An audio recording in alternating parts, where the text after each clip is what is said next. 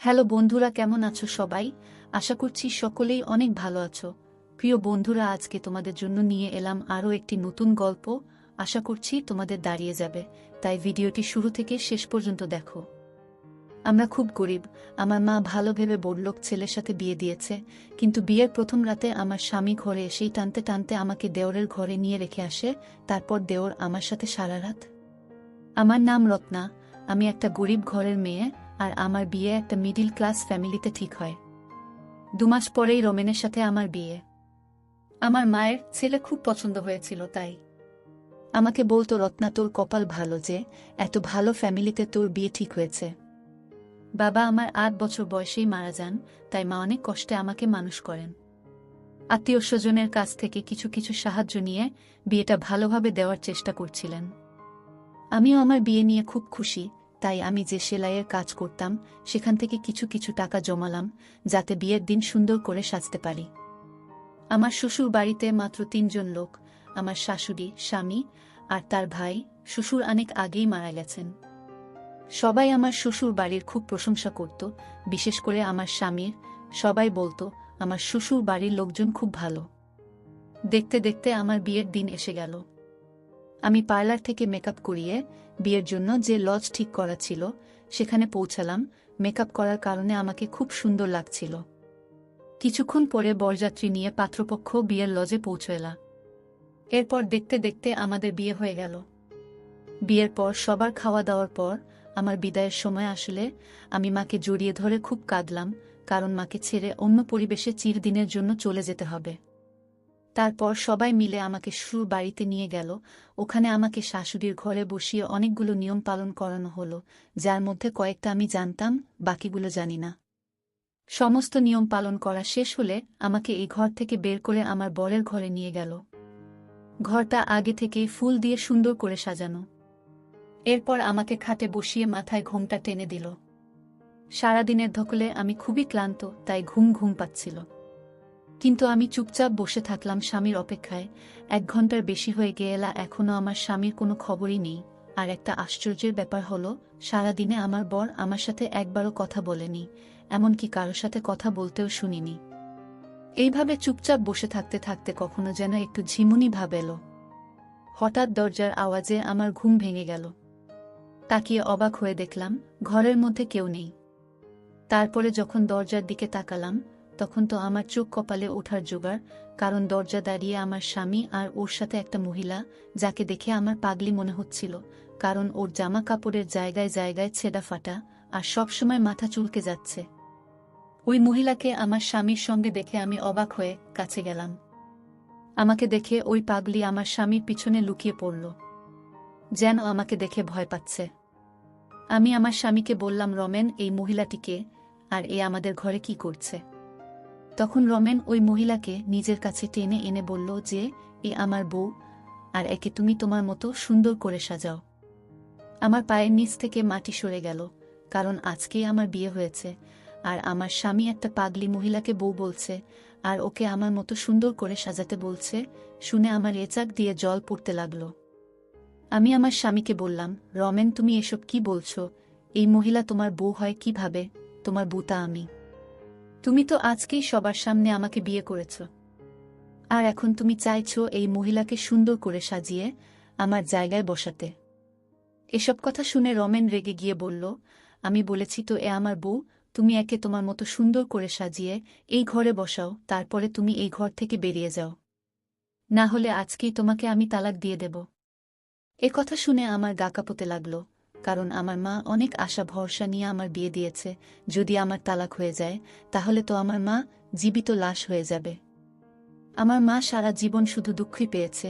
আমি চাই না যে আমার জন্য আমার মা আবার দুঃখ কষ্ট পাক। তাই আমি রমেনের কথায় রাজি হয়ে মাথা নাড়ালাম। তারপরে ওই পাগলি মাহলাকে বাথরুমে নিয়ে তোর করতে লাগলাম। তাকে আমার বেনারসিটা পরালাম, যেটা আমার বিয়েতে শ্বশুরবাড়ি থেকে আমাকে উপহার হিসেবে দিয়েছিল। আর আমি ওই পাগলির ছেঁড়া কাপড়টা পরলাম, আর মনে মনে কাঁদছিলাম। তারপর ওই পাগলি মহিলাকে ড্রেসিং টেবিলের সামনে এনে সুন্দর করে মেকআপ করে আমার যত গয়নাকাটি ছিল সব পরালাম। যাকে এতক্ষণ বিচ্ছিরি লাগছিল তাকে এখন সুন্দর দেখাচ্ছে। ওই পাগলি জুয়েলারি পরে খুব এক্সাইটেড হয়ে গেল আর আয়নায় বারবার নিজেকে দেখে তালি বাজাচ্ছিল।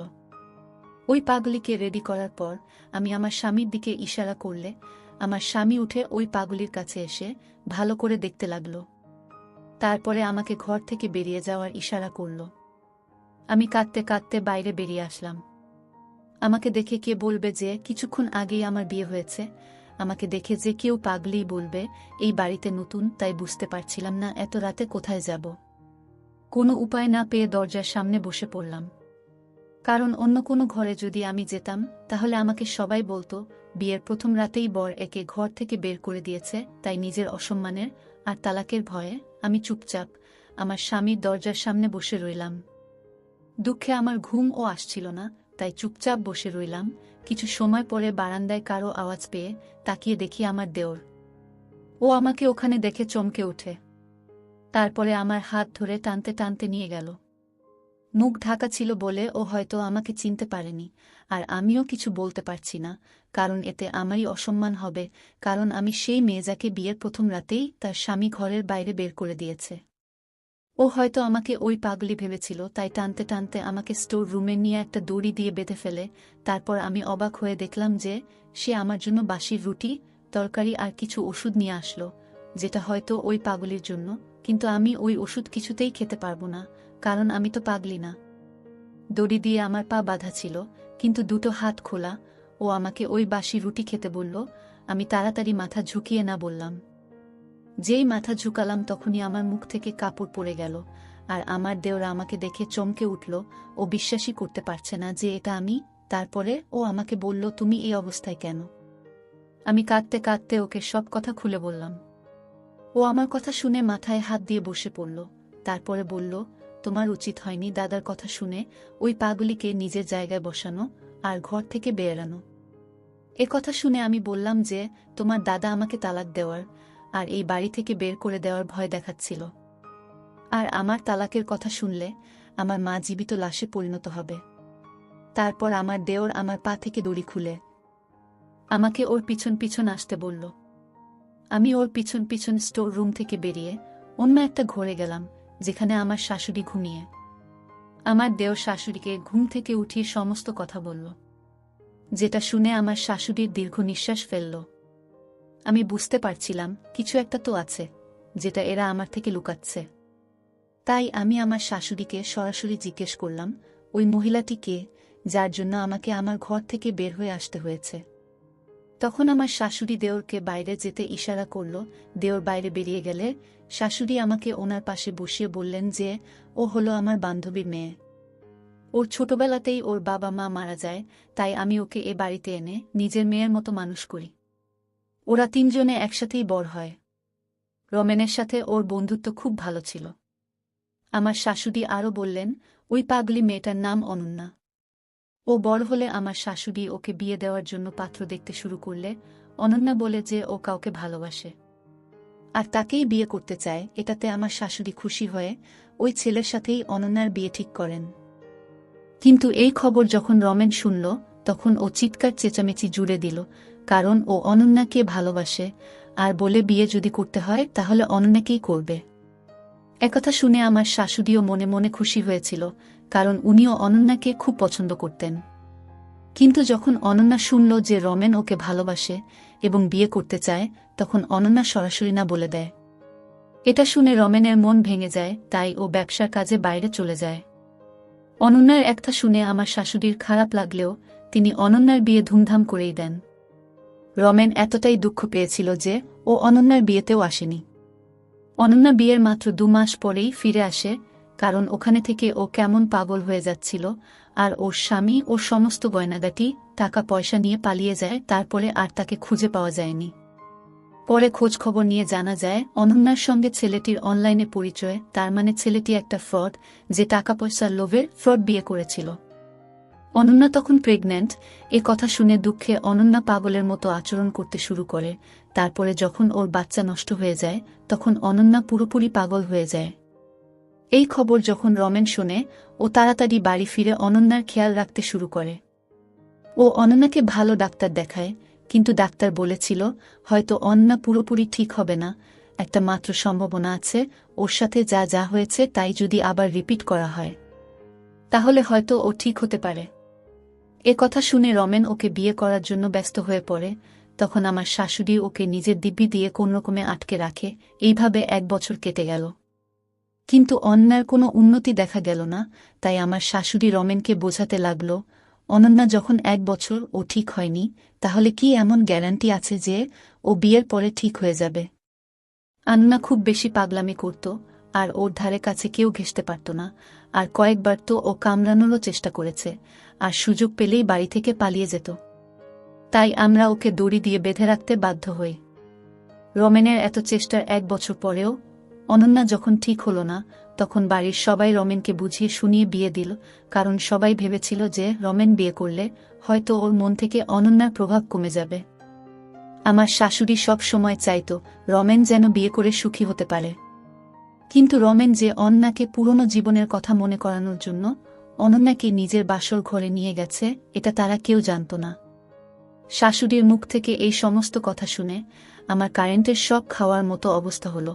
কারণ আমাকে এমন একটা ছেলের সঙ্গে বিয়ে দেওয়া হয়েছে যে আগে থেকেই অন্য কাউকে ভালোবাসে। হয়তো আমরা গরিব, তাই আমাদের সাথে এইসব করা যায়, কারণ ওরা জানে আমরা কিছুই করতে পারবো না। এইসব ভেবে ভিতরে ভিতরে কান্নায় আমার বুক ফেটে যাচ্ছিল। তখন আমার শাশুড়ি আমাকে নিয়ে আমার স্বামীর ঘরের দরজার সামনে এসে দরজা খুললে দেখতে পেলাম যে অনন্যা নতুন শাড়ি গহনা পরে মেঝেতে শুয়ে আছে, আর রমেন খাটের উপর বসে বসে কান্না করছে। রমেন ওর মাকে দেখেই মার কাছে এসে মাকে জড়িয়ে ধরে কাঁদতে লাগলো।